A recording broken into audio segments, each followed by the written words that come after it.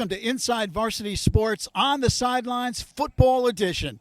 Lou Brogno with you alongside Jeff Magliucetti, and we welcome you to Granatell Stadium, the home of the Ironmen of Don Bosco Prep. Bosco will have another big game coming up this week of national significance, taking on another national power in Gonzaga of Washington, D.C.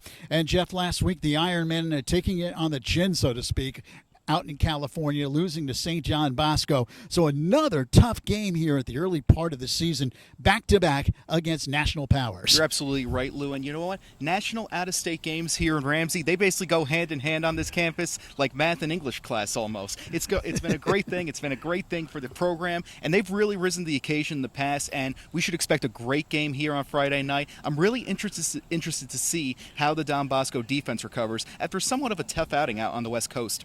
Well, Dan Sabella had some things to build on off of last week's loss. The defense played very well in the second half, and he got some offensive plays as well, some long touchdown passes. So they'll be looking to build on that this week, and we had an opportunity to catch up with the coach. What did you find out about your team? Well, in St. John Bosco, what we were most disappointed in is we didn't bring our A game. We had a lot of mistakes that we know aren't going to not only be able to help us against a good team like that, but we're not going to be able to beat anybody with those type of mistakes. So we felt like if we played a good, clean football game, our A game, we would have been able to hang in there a little bit more and be more competitive. So we can't have those self-inflicted mistakes. Gonzaga this week, back-to-back national opponents. They feature an outstanding dual-threat quarterback. What are some of the keys for you guys to be successful this week? Yeah, no rest for us, that's for sure. They're a real talented football team. Got to do our best to try to contain the quarterback, like you said. He can hurt you with his arm. He can hurt you with his legs. We got to be more efficient on offense. We got to be able to sustain some drives, control the ball a little bit, take advantage of some scoring opportunities. We got to be able to flip the field in the special teams game, especially the punt game. We can't be giving teams the ball in minus territory and expect our defense to have to come up with big stops every time. So those are definitely focal points. Thanks, Coach. All right, thank you. Thanks, guys. Well, as Coach mentioned, defense will be a key this week. Last week, they did get a pick six from Colin Ramos, a big defensive play. And this week, they'll face another very tough quarterback in junior Caleb Williams, a dual threat for Gonzaga. Already has offers from big Division I schools, including Georgia, Oregon, Penn State, and Stanford. He poses quite a threat for this Bosco defense. Yeah, you're not kidding, Lou, especially after such a tough challenge they faced last week. But then again, if it was easy, everyone in the state would do it. I had a chance recently to sit down with Colin and talk about this week's upcoming match. Jeff Magliucetti of Inside Varsity Sports alongside Don Bosco linebacker Colin Ramos. Colin, thanks for taking the time to meet with us. And as one of this team's leaders, what's your message to the squad right now after a tough break on the road last week and going into facing another big national opponent this week? Yeah, it was a tough loss, but every week we're going to get great opponents in the league that we're in.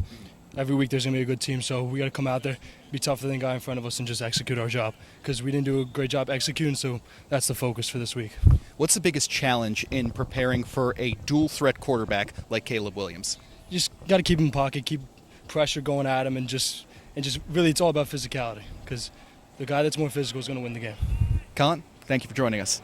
That was linebacker Colin Ramos talking to IVS about Friday's big matchup. And Lou, he sounded more confident than ever. He provided one of the silver linings last week, and that just shows all the qualities you want to see in an Ironman defender. Now, if I'm not mistaken, you have another matchup for us to keep an eye on in the Garden State? Well, St. Peter's also has a very tough game coming up this weekend against the defending New York City PSAL champion Erasmus Hall. Erasmus Hall winning last year at Yankee Stadium, their second city title in their school history. And St. Peter's coming off a big win against Millville last week, 48-0. Taj Bullock hit Jaden Sanchez 47 yards on the first play from scrimmage for a touchdown. So the Marauders off to a great start. And Ohio State commit Cody Simon had 2 interceptions in that game for the vaunted St. Peter's defense. So that's a key game this week as well. And then next week, we invite you to join us. We'll be at the home of the Green Knights, St. Joe's, as they get ready for a big opponent. Cardinal Hayes coming out of New York City, a game that will be played at MetLife Stadium